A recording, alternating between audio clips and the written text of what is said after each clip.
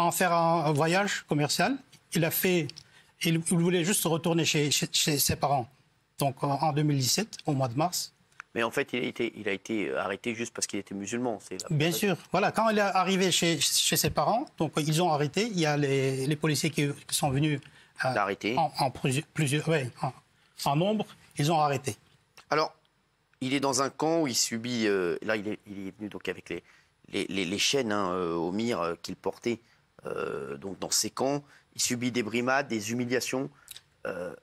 Oui, c'est surtout... Donc, c'est pas tout de suite au camp. Donc, d'abord, il était dans un prison. Et donc, pourquoi il montre les chaînes, tout ça? Donc, il a resté avec les chaînes comme ça, attaché. Il pouvait bouger juste maximum 1 mètre, 3 mois, 10 jours. Juste sans bouger. Voilà. Il ne pouvait bouger que d'1 mètre. Il ne s'est pas bougé. Ça, c'est la première étape. C'est quand il est en prison. Voilà, c'est humiliation. Il frappe. Donc, il était subi toutes les tortures, on peut dire. Et après, ils l'ont amené autre part. Après, ils l'ont commencé. Après 3 mois et 10 jours, ils l'ont commencé à faire des commandes. Travaux forcés. Voilà. Travaux forcés. Alors, il paraît que, enfin, de ce qu'on a appris, ils font tout pour le dévier de sa foi, pour vous dévier de votre foi. Le vendredi, jour saint pour les musulmans, ils vous forcent, par exemple, à manger du porc. Pas seulement le vendredi, c'est tout le temps. Tout le temps. Tout le temps, ouais. Ils font exprès. On peut dire comment? Ils cassent le moral de la personne. Après, quand il a rien déjà à tenir, parce que là, il pense seulement pour vivre là. Rester en vivant. Il y a combien de personnes dans ces camps aujourd'hui?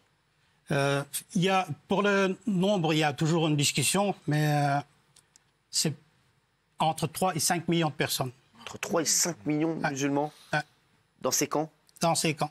Ils sont 12 millions au total. Ils sont 12 millions au total. Il reste pendant combien de temps dans ce camp? Il a resté 8 mois. 8 mois. Qu'est-ce qui se passe pour lui là-bas? C'est quoi le...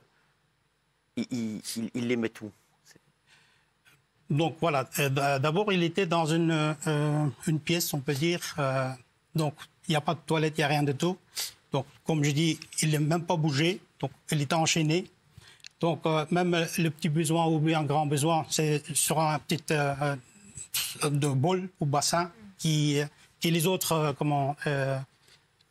des personnes qui ont déjà un peu plus de temps qu'il est là-bas, c'est eux qui servent.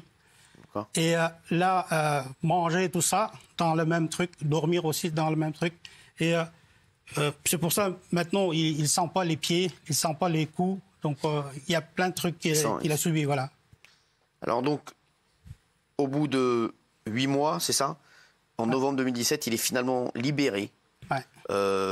Sans doute grâce à l'intervention des autorités du Kazakhstan, où il résidait avant l'arrestation, c'est ça? Pas seulement. C'est plus, comme lui il a raconté, plutôt c'est les efforts que sa femme qui a fait.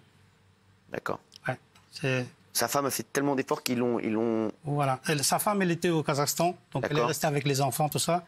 Et avec l'aide de... on a un filiale de l'ONU, donc pour la migration, tout ça. Donc là, elle a travaillé dedans et elle a fait beaucoup d'efforts pour attendre son histoire, parce que lui, il était il était déjà le Kazakh, quoi. Donc, il avait une nationalité de Kazakhstan, là. Oui. Parce qu'il avait déjà changé. Kazakh, oui. Voilà, même pour ça, même avec ça, ils l'ont arrêté.